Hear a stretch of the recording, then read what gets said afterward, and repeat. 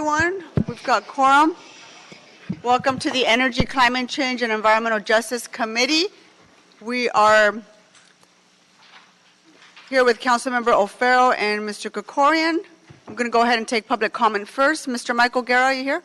Yes. You've signed up for only general public comment, sir? Yes. Okay. You have 1 minute. Good afternoon. My name's Mike Ogara. I live at 9301 Cayuga Mr. Avenue. Ogara, can you hold on? Can you hold this time? Are you here to speak on behalf of the neighborhood council as an individual. An individual. Okay, go ahead and give him back his 1 minute. Thank you for afternoon. clarifying that. Yes. My name's Mike Ogara. I live at 9301 Cayuga Avenue since 1974. I'm here today to tell you about an LA County project that's going to transfer via diesel trucks and dump 1,300,000 cubic yards of dirt in a landfill in Sun Valley. And no one in the city seems to know about it. This is a county public works project named the Devil Gate Dam Sediment Removal Project. The dam's in La Cañada. It's full of sediment that the county's neglected to dredge out for a long time. The sediment probably contains residue from Roundup, which the county has used for the past 10 years, and it will be full of arsenic. We need to make sure that before this sediment is allowed to be placed in the Sheldon pit over the aquifer, it is thoroughly monitored for contaminants. They're going to take 200 and 1,300 trucks per day, 5 days a week for 4 years, driving into Sun Valley to dump this dirt in the Sheldon pit at Sheldon Street and Glen Oaks. And I've given everybody a packet to read. I thank you very much. Thank you, Mike, for coming out here. Our next two speakers is Wayne Spinler and Michael Hunt. Are you here? You're not going to speak today? Okay, so it's just Wayne Spinler. You're speaking on all items, including general public comment? Yes. For a total of 3 minutes? Very good. Yes, you get 3 minutes, but you have to sign up on every fucking item. Okay, yes. So we welcome the Honorable Paul Krikorian. Yes, the biggest fuck up on the council. Now, Get back on the... I know, yes, Mom. Now we have the number one state intervention legislation to regarding the need whether these excuse me, my utilities will be shut off for fires. Yes, the problem is you use energy, then your shit gets old and it falls down and it burns the fuck out of everything. And now your solution is to turn off the customer's power as soon as the wind starts blowing. Yes, I can hear the wind. Oh, we have to turn off everybody's power so they fucking die in the heat in LA. Sorry, bitch. Yes, that's the new scam now. So number one, the DWP, they'll continue to burn down more shit, but that's better than PG&E. Now we get to number two. The most horrible scam ever is the LADWP's PriceWaterhouse lawsuit. See, you see how Mr. O'Farrell is adjusting his collar because the fucking heat has been turned up on number two, because you know it's a frivolous lawsuit. PriceWaterhouse did nothing wrong. They went ahead and they took Nuri's instructions on how to do billing. They asked her, program the algorithm. And Nuri says, oh, you mean I redo my pretty hair and makeup? That's an algorithm. They know as much about shit as anybody is. But PriceWaterhouse complied with the specifications given by the DWP per the contract, didn't they? Yes. And how does a puppet know that? I'm just a puppet. Well, somebody tells somebody a rumor down by the Roybal building that the grand jury actually is looking at item number two as a little poo-poo by the boo-boo at the fucking DWP and that evil little council criminal Herb Wesson. That's why she puts Nuri Martinez as the chair. This used to be chaired by the Honorable Felipe Fuentes, now known as witness number 9 in the indictment, yes. So you see, we have to take and we have to save somebody here. Who should we save? Should we save Mitch? No. Should we save Paul? No. We want to save Mommy Nutty so she raises her daughter without raising her behind bars. Immediately resign and go to the FBI and make an agreement. God bless PriceWaterhouse and fuck the city. Thank you so much. Thank you. Anyone else wishing to speak under general public comment? I don't have any other folks signed up. So I will close public comment for all items, including general public comment. Members, we've now been joined by Mr. Cedillo. Can we go ahead and approve items number 3 through 7 on consent? Are there any objections? Seeing none, thank you, Mr. Cedillo. Let's go ahead and take up item number 1. Mr. Prieto, can you read that item into the record, please? Certainly, Madam Chair. Item number 1 relates to a motion, Martinez-Smith, relative to potential state legislation or regulation related to mitigating wildfires caused by investor-owned utilities, power infrastructure, and any potential effects on the Department of Water and Power. You have staff in Department of Water and Power, including General Manager. Thank you. All staff pertaining to this item up on the, come to the table, please. So, colleagues, I thought it was really important for us to have DWP here and bring us up to speed in terms of the discussions that are happening in Sacramento. I think when it comes to wildfires, we often think about climate change, but there's some very important policy conversations related to the financial liability, and I think it's important for us to understand it as a committee. So, are you guys ready? What do you look? What do you need? Checking to see if there's a PowerPoint. No. Well, I have something, and this is not a PowerPoint. Okay. That's fine. So, are you going to go through it on the wall? Or what do you need? We can go through. Okay. Were you planning to go through it on the over? No. Okay. No. Mr. Wright, good afternoon. Good afternoon. Thank you. Glad we could come and provide a current status of a wildfire discussions that are taking place in Sacramento, and then the risk at LADWP and how we address that as well. There's a number of bills and regulations being contemplated, but most of them are aimed at investor-owned utilities. The investor-owned power utilities are Pacific Gas and Electric, PG&E, Southern California Edison, SCE, and SDG&E, San Diego Gas and Electric. The two other large utilities that are publicly owned utilities that have been actively participating in discussions is SMUD, the Sacramento Municipal Utility District, and LADWP. A lot of those bills in Sacramento would impact LA and require undergrounding of our conductors, fire hardening of our system, risk management as it relates to wildfire insurance, and a potential wildfire fund. Due to our size, we're often lumped in with the other large utilities, but we've got some differences at LA that are not similar to especially the northern utilities. Moving to page 2. The current kind of framework for allocating costs for a utility-caused wildfire is called inverse condemnation, which places 100% of the wildfire property damage on the utility if its equipment caused the fire regardless of the fault, or as far as other issues like climate change, forest management, land use policies, and other factors. Moving to 3. The governor's proposed a framework to create a wildfire fund among electric utilities, and we're right now in a 60-day comment period, and no commitment has been made on reducing the risk to electric utility liability, basically the inverse condemnation risk, because no one really is ready to look at taking that on yet.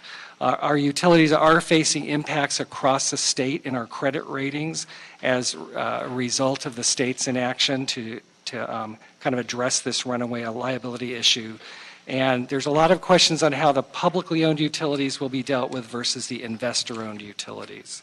And I'd like to introduce Larry Chapman. He's our risk manager at LADWP. He'll go over Good afternoon, sir. Good afternoon. In terms of the wildfire insurance premiums, over the last couple of years, they've dramatically risen at a rate of about 20% every year. And in the same time, we've also seen a decrease in the amount of coverage you're able to afford go down to about 25% every year. And if you'll notice in the chart we provided you, it shows you the last 4 years where we originally had a $250 million amount of coverage, and we're now down to $185 as of last year. And in that same time span... Are you on page 4? Yes. In that same time span, the premium has increased to the point where we're now having to have discussions about, is it really going to be affordable to continue to buy commercial wildfire insurance? And most of the insurers consider California wildfire insurance market to be one that is in crisis, and we don't see that ending in the near future in the discussions we've had with underwriters. Okay. Moving on to page 5, the Wildfire Cost Allocation Fund. This is a strike force the governor put together in April to propose a framework to consider several comments. One of them was a liquidity-only fund, which was kind of a modest modification to the framework to address the delay between when the investor-owned utilities pays for claims and when the CPUC makes rate recovery determination, so that they'll try to move that closer. Change to a strict liability on a fault-based standard, or look at a wildfire fund, which would be mandatory for the investor-owned utilities, however voluntary for the publicly owned utilities. What that would be is a cap on claims and consideration of a contribution into the fund by insurers and the insured. There's also a commission on catastrophic wildfire cost and recovery. There's a number of bills up in Sacramento, and we're following all of them. And they are kind of trying to move towards one or two bills that will cover a lot of the recommendations. And most of those are to ensure the equitable distribution of costs among affected parties. So we are looking at those items. We are participating and meet with the other investor-owned utilities, the 3 investor-owned utilities and SMUD, because we want to make sure that we are in meetings understanding what they're proposing compared to what we might think would be effective for us. So we do meet with the other larger utilities on a regular basis to, again, just discuss the various items that we're looking at. So moving on to page 5, there are a number of recommendations. And I'd like Bill Harriott, who's our Assistant Director of LADWP Power Transmission and Distribution Division, to go through some more detail of wildfire risk related to LADWP's system. Just kind of as a way of introduction, there is a significant difference between Northern California and Southern California on the forestation. Even the power supply is different up north. So we are very concerned and don't want to be lumped into some sort of generic approach where LADWP residents would pay a disproportionate share to some fund that would then be used almost, exclusively or most of the time to pay for fire mitigation up north. If there's something that needs to happen, if you're in Northern California, you need to pay the risk in Northern California. If you're in Southern California, you need to pay the reduced risk for wildfires. Before you go any further, something just occurred to me, members. So who in Sacramento is advocating for us? Since you made such a distinction between Northern and Southern California, who in Sacramento understands the way our utility works, and who is our biggest advocate? Are you up there advocating? Anybody from the department advocating? So Nancy Sutley, our sustainability officer, and Marty Adams, our chief operating officer, are up in Sacramento a significant number of days each year on this specific issue. We also have the Southern California Public Power Authority is also up there because all the Southern California publicly owned utilities are very concerned. We also have a lobbyist that we use to share information, and I know that the city uses their communication efforts in Sacramento as well. I've never So met there's this a number. lobbyist. I don't know if they work directly for a specific office or a department, but since I've been here for 6 years, I don't think I've ever come across the Sacramento lobbyist that lobbies for on behalf of the city in Sacramento. I think oftentimes pieces of the legislation come before my office and we take positions as a council, but I have no idea who's up there working on behalf of our ratepayers. Okay. Well, You want to finish your presentation? Madam Chair, a quick Yes, question. Mr. We also need allies in the local state senate and assembly representatives. So it'd be nice to maybe learn who we can speak with in terms of our colleagues. The LA delegation, for Yeah, example? yeah, exactly. Sorry to cut you off, No. I'm sorry, but I just needed to make that point. very, Go ahead. very important. Okay, so I'd like to go ahead and turn it over to Bill. Okay, good afternoon. Could you please turn to page 7 Yeah. of your pamphlets there? Okay, so basically, in reference to the causes of wildfires, so the majority of wildfires in California, according to the CAL FIRE, they're human caused. Okay, so there's things like campfires, fireworks, arson, One of the greatest causes of fires along the I-5 corridor, which some of the biggest fires in California have occurred from, are due to vehicles that break down and pull to the side of the highway and start large wildfires. Less than 10% of wildfires are caused by electrical utilities in the state of California. So, and that's something significant that I think people overlook quite a bit. So, you know, one of the things that that we have a concern with when it comes to electrical utilities, of the 10% or less of wildfires that are created by electrical utilities, 38% of that is due to wires that come down. So one of the great concerns to us here at LADWP has become Mylar balloons. So, you know, I'm going to throw a little plug in there on the Mylar balloon issue alone. Just last week, LADWP had 41 incidents that occurred on our high voltage circuitry. That includes our 4800 volt and our 35,000 volt circuits out there. They were related to Mylar balloons coming in contact with our wires. So it's a growing concern for LA Water and Power. So it doesn't always cause our wires to come down, but sometimes it does. Okay, so moving on to page 8. Back in 2008, LADWP initiated a new construction set of construction standards for all of the areas that we were concerned with. And those include the LA City's Bureau of Engineering high wind zones in the city of Los Angeles. It includes LA Fire Department's brush clearance zones, as well as the California Public Utility Commission's Tier 2 and Tier 3 high fire threat zones. So what initiated this was fires that occurred in San Diego County in 2007, which were believed to be caused by the local utility down there, the investor-owned utility in that area. Following that, our Board of Water and Power Commissioners requested that our power system look at our infrastructure and the risk involved with it.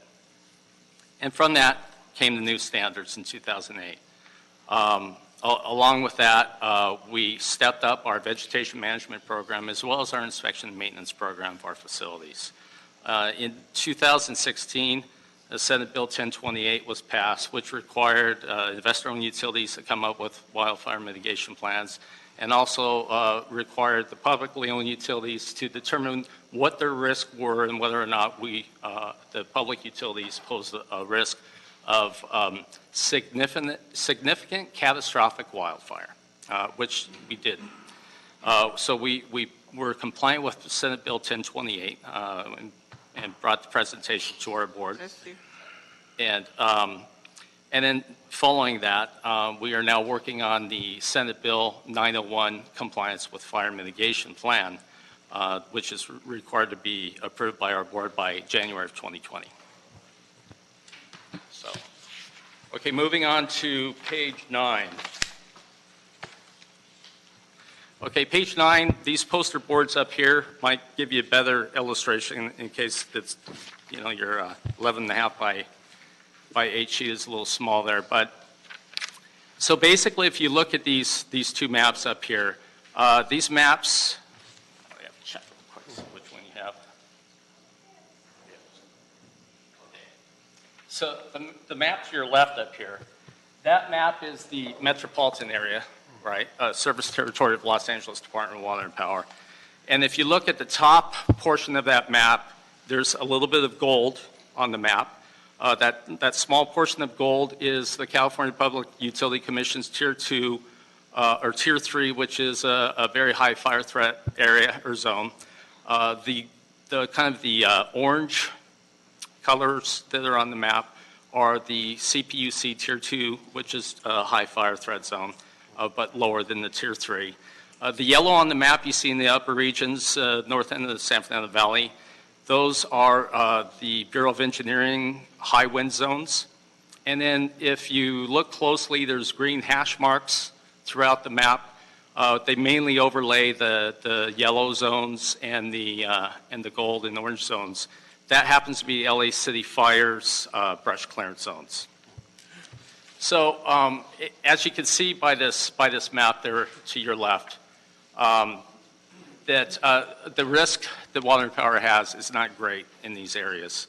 Again, there's also an area in the Owens Valley, north of Los Angeles, where LA Water and Power has a service territory.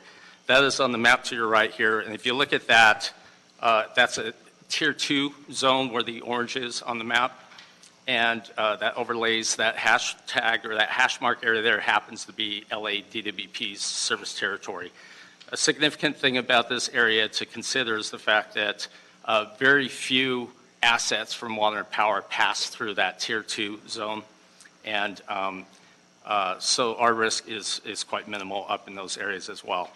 One significant thing when you look at these maps, though, when you compare, like David had mentioned earlier, comparing water and power to one of the big three investor-owned utilities is like comparing an apple to a grape, all right? I should say a watermelon to a grape, right? It's not apples to apples here. So if you look at that map to your right there, there's a little fenced-off area in the center. That's the actual whole state of California Public Utility Fire Threat Map. And that little tiny green dot in the bottom left corner, that's City of LA. So if you look at that in comparison to the rest of the state, so about 60% of the state is Pacific Gas and Electric to the north. Southern Cal Edison has southern part of the state from about Santa Barbara County south to about San Diego, and then San Diego Gas and Electric picks up everything south of that. So the risk to LA Water and Power is quite a bit different than the investor-owned utilities. Okay, moving on. Corin has a quick question on this. Yes. Yeah. Sorry, I was going to save this. Well, my question is till the end. But on that point, Yes. DWP is also different than most utilities in that between DWP and SCAPA, there's a lot of ownership of long transmission lines that connect Owens Valley to the basin and other places to the basins as well. So we're seeing the fire risk at Owens Valley. We're seeing the fire risk sort of within the distribution system area here. Mm-hmm. But what about all of the other areas of risk along the long transmission lines? So that's a great question. Now, when it comes to our transmission assets, they do run through Angeles National Forest and then down through San Gabriel Mountains up through the 15. Just through small portions of National Forest. The difference between Angeles National Forest and the forests in Northern California is the difference is vegetation is quite a bit different. We don't have the tall 100, 120, 140 foot, 200 foot trees that run parallel to our transmission right-of-ways. Most of the vegetation is low growth cedar and pine, chaparral, manzanita, stuff of that nature. So we don't have issues or conflicts with vegetation like a lot of the other utilities do. Also, along with those, that concept is our transmission lines run through the desert, right? Once they get past our forest areas, they run straight across the desert. It's wide open, dirt, lava rock, some sagebrush, things of that nature. So that's another thing that we benefit from. And then the third and final thing is our structures are on steel towers, right? Some of these older facilities in some of these other areas, especially in Northern California, they use wood power pole structures to support their 115,000 kV lines and some of their higher voltage lines that were built many years ago. From way back in the days of the Boulder Dam and bringing power in from Hoover Dam and all that stuff, those were all built on steel structures. So Can I piggyback on what Mr. Krikorian was asking? So is there a scenario where we can't import renewables during a wildfire? What does that look like? What source do we use of power in that situation? Do we have sufficient local supply? Is there sufficient local supply? Yeah, yes, at this time we do have sufficient supply, right? We do have redundancies in our generation and transmission system to ensure that all of the citizens of LA have power. During the '94 earthquake, we lost 4 transmission lines that came into LA from a tower that collapsed through the northern corridor north of Sylmar. So even though we lost that tower, we were able to start up all of our in-basin generation and ensure that we were providing enough power to get our customers back on. So Luckily, our crews did an outstanding job. They were able to get that tower back up and run, well, not the tower, but they were able to get those lines back up and running within 24 hours so that we could get all that transmission load back online into the basin. But until then, we were able to, supply the customers with in-basin power. All long-term plans have will have and always have and will continue to have a operations under normal circumstances, operations under, we kind of will just refer to N-1, what if we lost a major, N-2, what if we lost two major sources of power or a transmission line. And there'll always need to be some sort of insurance backup power somewhere in the basin in some format stored. As technology changes, there'll be many changes, but we always will be planning for the case that happens 99% of the time, but we also plan for essentially 2 and 3 variations of the second worst case, the next worst case, the next worst case beyond that to ensure that we can supply power during that 1% of the time. Go ahead. Okay. Did I answer all your questions adequately, or? On this point, but I'm going to come back with some others. Okay. Go right go ahead. ahead. No, please. All right. All right. Well, if you're ready, we'll just move on to page 10 then.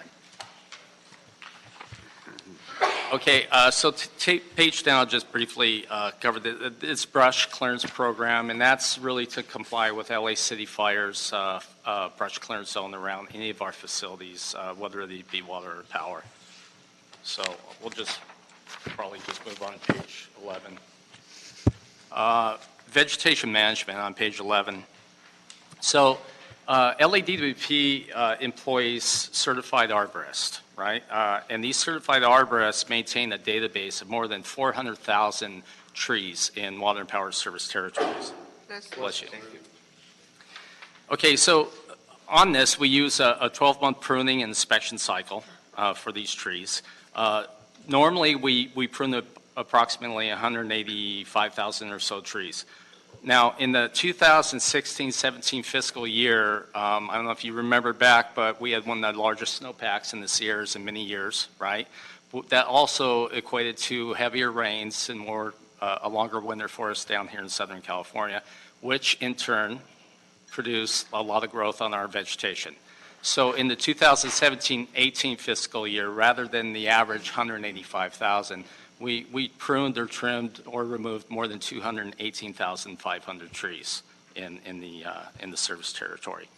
So we employ 9 of our own crews in-house, full-time crews, and we also employ over 50 contract crews that do the vegetation management clearance for us.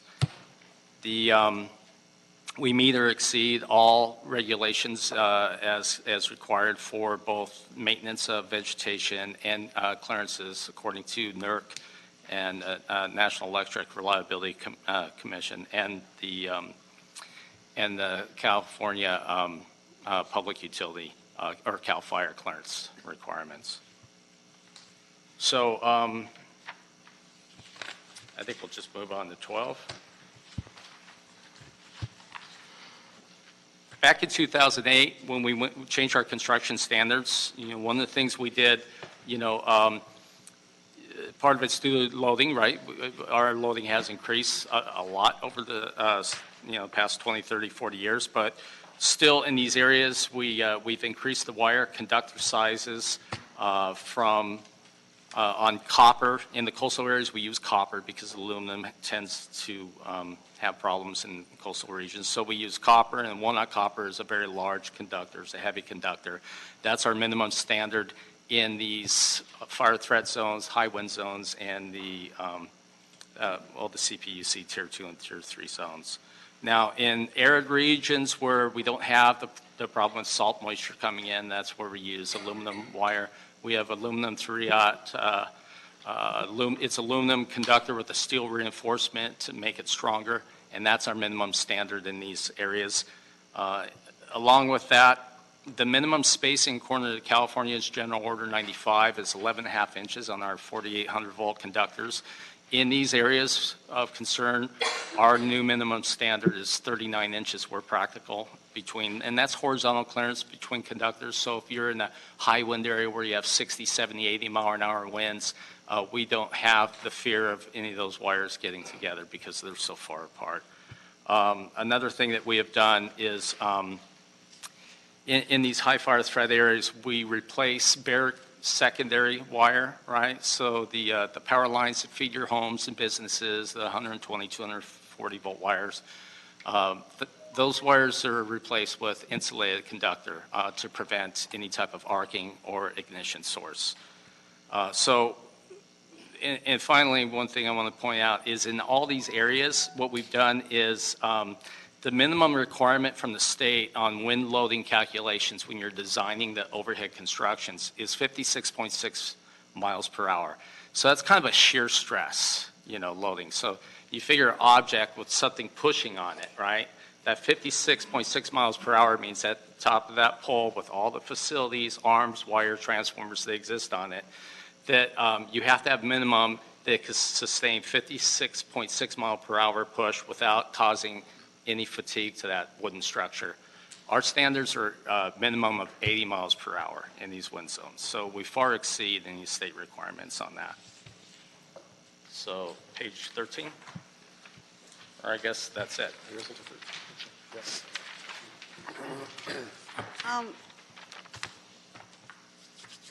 So, it's great that we are managing risk and that we're maintaining, but I think we're missing the point.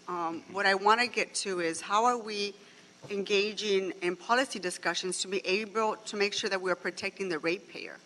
Can you expand a little bit about the cost impact that this can all have on our ratepayers? Essentially, the ratepayer is a stakeholder, and someone's going to take the hit. Can you talk a little bit about that? What does that look like for the average ratepayer?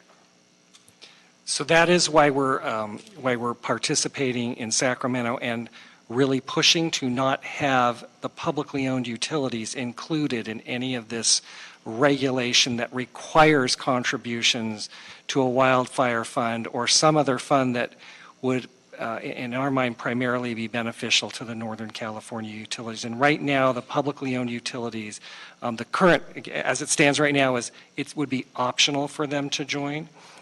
Frankly, if we paid equal to our risk and we knew we would pull monies out the occasional time that we had an impact, that's like regular insurance.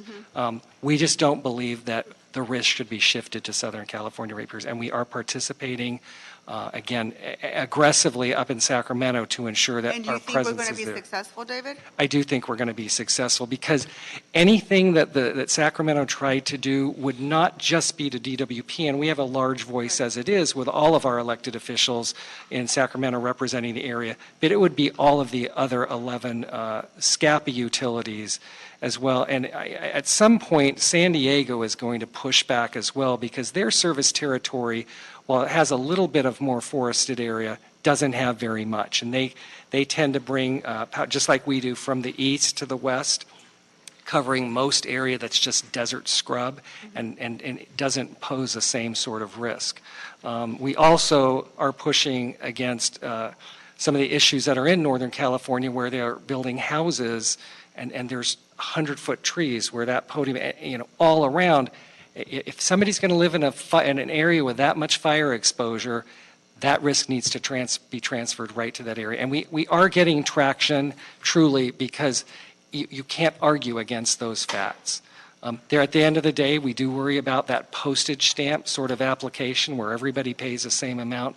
But we would push back on that, and I think we would push back legally that we were being charged in excess of our liability exposure. I just had one more question before I turn it over to my colleagues, but it's my read that it's the Senate who's taking the lead in the state legislature. Senator Hertzberg, Dodd, and Stern, is that right? Mm-hmm. All right. Did you have a question, Mr. Gakor? Thank you.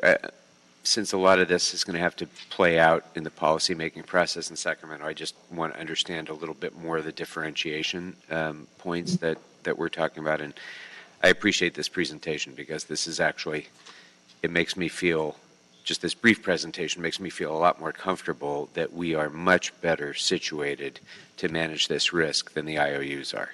And so I want to draw that out a little bit more, though. Just comparing DWP with SMUD for a moment, or for that matter, other non-SCAPA munis in the state, how do they compare in terms of their transmission line risk compared to ours? Let me take that.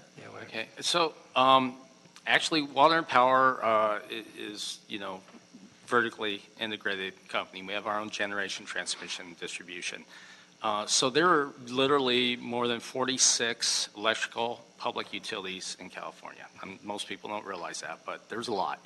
And a lot of them are very small. They have anywhere from 8,000 to 30,000 customers, right? And they're right in the middle of San Diego Gas and Electric Service Territory, Southern Cal Edison's territory. PG&E has quite a few publicly owned utilities up there. So they purchase their transmission, right, from the investor-owned utilities. So like this public safety power shutoff that they talk about and all that for the investor-owned utilities, right?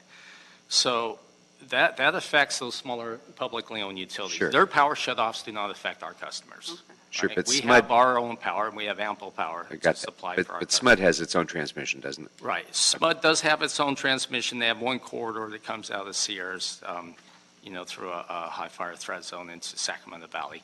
But for the most part, the majority of publicly owned utilities would be severely impacted by a lot of this stuff. Right, but they have actually a greater risk than we do because they have transmission through forested areas. So even among municipals, in other words, right, our risk is proportionately lower than Northern California munis. Fair to say? Especially when you look at the size. Okay. And there are times, and this is one, where there's an organization called the California Municipal Utilities Organization that all of the municipal power, almost all the municipal power utilities belong to. And there is a difference. There can end up in this situation where there's a different perspective by Northern California publicly owned utilities and Southern California publicly owned utilities. And we've advocated our position in the past when there's that situation, and we'll continue to do so if we start separating our perspectives. Is fire risk different between DC transmission lines and AC transmission lines? Not necessarily. When you're speaking of transmission lines, there's no difference. And just, again, to be clear on the transmission lines, other than this most recent revelation of that 115 kV circuit that may have caused the campfire, right, up there in Northern California, those, again, they're on old wood structures going through the forest. And, so we have no knowledge or any records of any transmission caused or ignited fires, even working with SCE and other utilities in discussions. Okay, and was your SB 1028 report reported to council as well as the commission? No, just the commission. Okay, could we ask that it be? Could you please present that to this committee? Sure. Madam Chair, I have a few more, but why don't we go to other members and I'll come back. Mr. O'Farrell, did you have any questions? Yes, thank you. First of all, gentlemen, thank you so much for the presentation. I'm also a lot more relieved and less insecure about the position we're in, and appreciate it. And Madam Chair, I appreciate your leadership on this, on making sure that we daylight this issue in light of climate change and the fires, et cetera. I don't really have any questions about what we're doing and what we're advocating for. That's pretty straightforward. I want to just put out a general concern in the overall scheme of things in terms of this catastrophic wildfire liability issue for the cost and recovery of it all. You had mentioned commercial property, but I imagine that residential properties are seeing skyrocketing insurance claims. This has nothing to do with what you're doing, but skyrocketing insurance claims, and I wanted to see if you could speak to that. It is correct, and that's why one of the major points of that wildfire fund is that they were making sure they reached out to a number of the smaller insurers who are involved in the subrogation aspect of that to get them on board, because they in turn are also increasing their rates as well, which are affecting the residential customers. So what I want to make sure of, and I think what we need to keep at presence of mind when we effectuate our own policies, is to make sure that the average Los Angeles ratepayer doesn't end up somehow through some sort of mechanism or some sort of formula help underwrite unwittingly folks who shouldn't be living or building in high fire danger zones across the state, much less closer in LA County.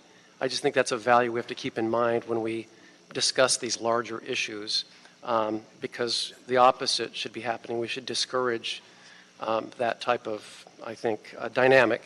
And the other piece I want to talk about is just more into the neighborhoods in relation to your pruning of the trees workforce, 9 full-time in-house crews, and then about 50 contract crews. Just want to put this out there. I'm pretty sure it was a contract crew that last year created these old growth trees in Atwater Village.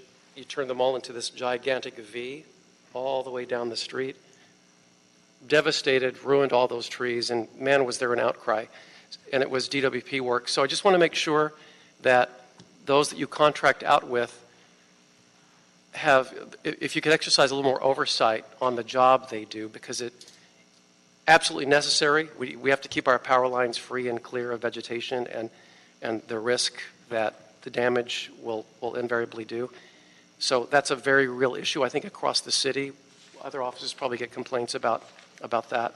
And then the other little incident was in the power line that is shared between my neighbor and I. One of the contract crews went out and started maintaining the trees under the power lines. And I had to go out there and micromanage the whole project for about half a day. Because it was my house. I'm having the same issue. But it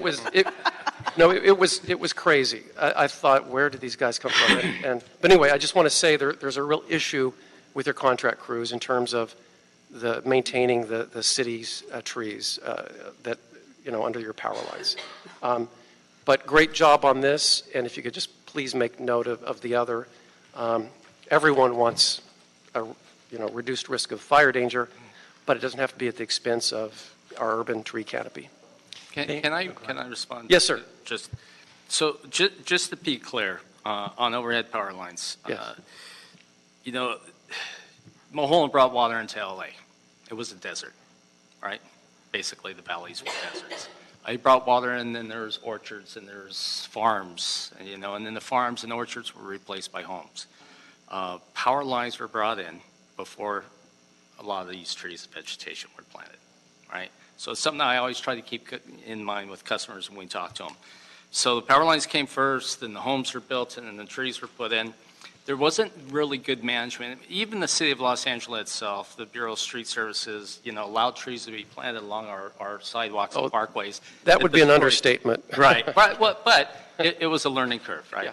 So we've learned from that. We learned that there are certain trees that they may flourish here. They may grow like they're in the Amazon jungle, right, because of the climate and where they are. However, they do cause problems. They cause problems with our streets, curbs, and sidewalks, and they cause problems with our power lines. I get all that. So Water Power does contribute millions of dollars to the city plants for urban forestation, right? And working with city plants, we work towards in areas like where they have to do the severe V cuts, and I believe those were ficus trees, which are native to the Amazon jungle where that took place with the V cuts.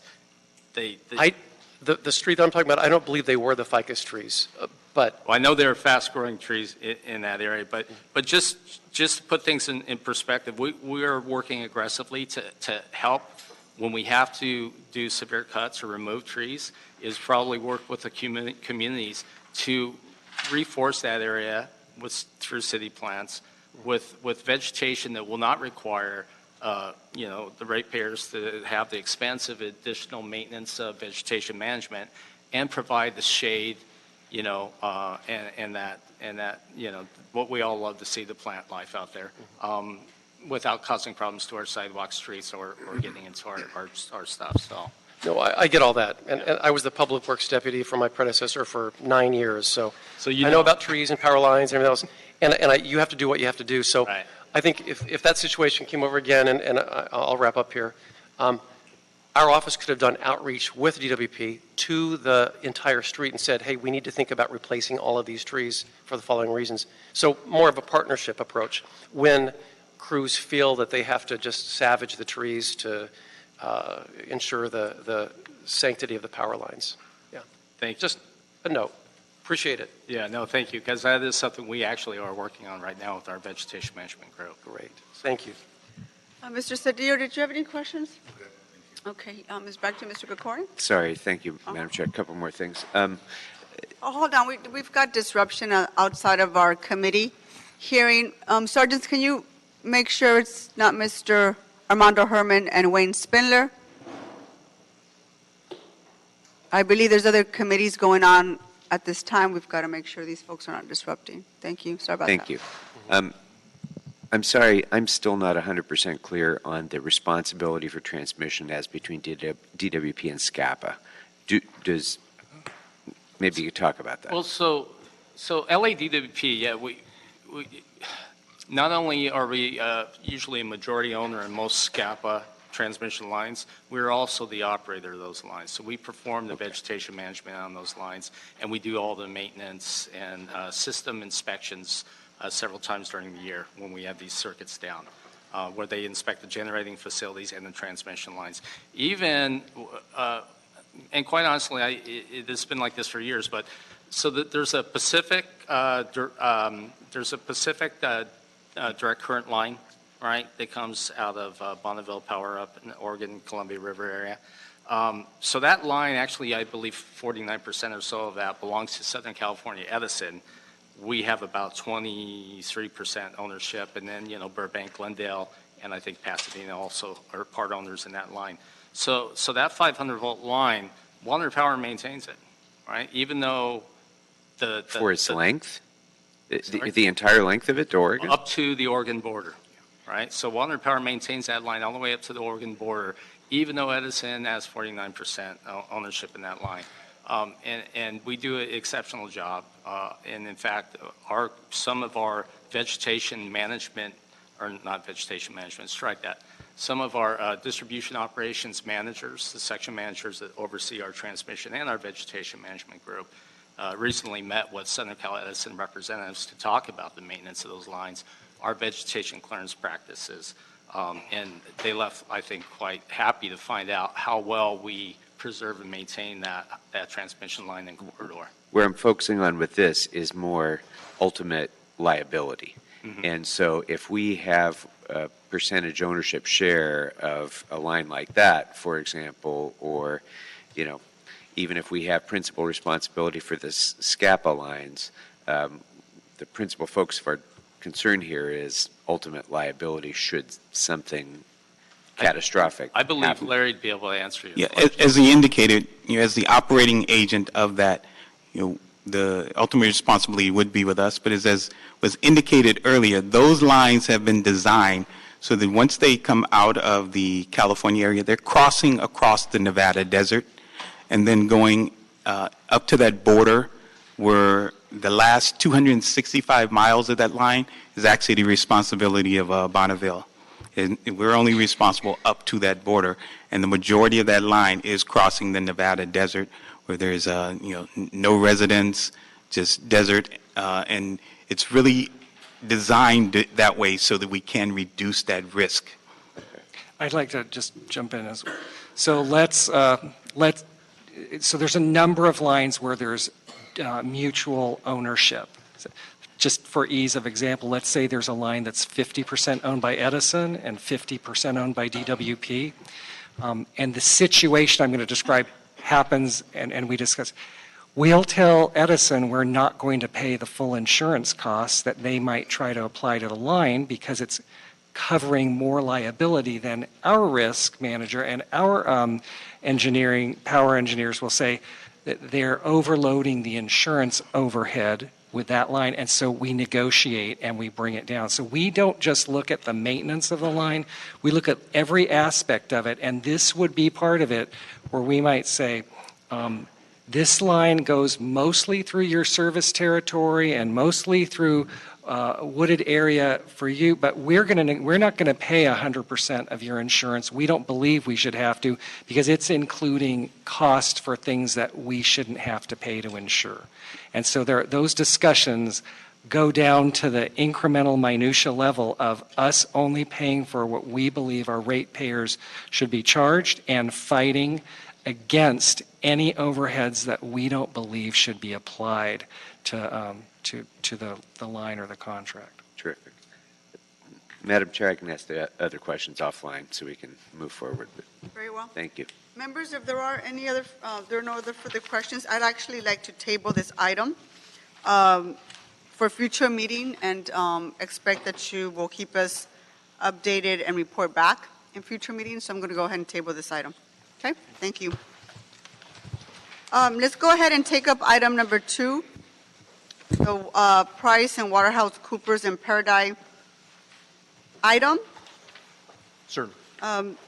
So this item appears to have a lot of different moving parts. So I'm going to ask all staff to come forward to the table. Mr. Prieto, can you please read this item into the record? Certainly, Madam Chair. Item number 2 relates to motion Martinez-Smith relative to the PriceWaterhouse litigation regarding a faulty new building system and the city's special counsel representation by the Parity Law Group and the Aventador Utility Solutions contract and its role in the reference legal matter. Thank you. As I mentioned, colleagues, this item has a lot of components, and the purpose of today's meeting is to have a preliminary briefing from staff and future discussions and more information in the future. So because this has a lot of legal sensitivity, this is why I asked this item to be agendized or under closed session. So Mr. Prieto, City Attorney, can you actually reference the appropriate government code section so that we can go ahead and go into closed session? DWP counsel, did you want to do that, or I can do that? Sure. You want to do that? Okay.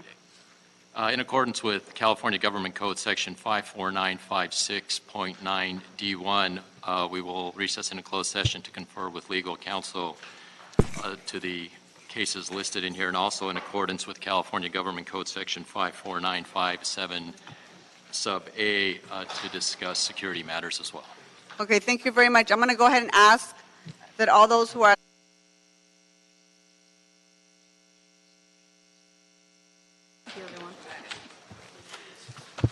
We're back in now.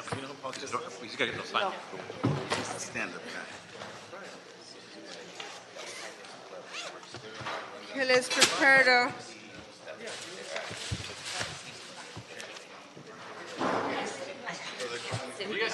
Okay. Open session. Members, there are no more items on the agenda. There is no action on this item, so I'm going to go ahead and move that we adjourn. Thank you very much.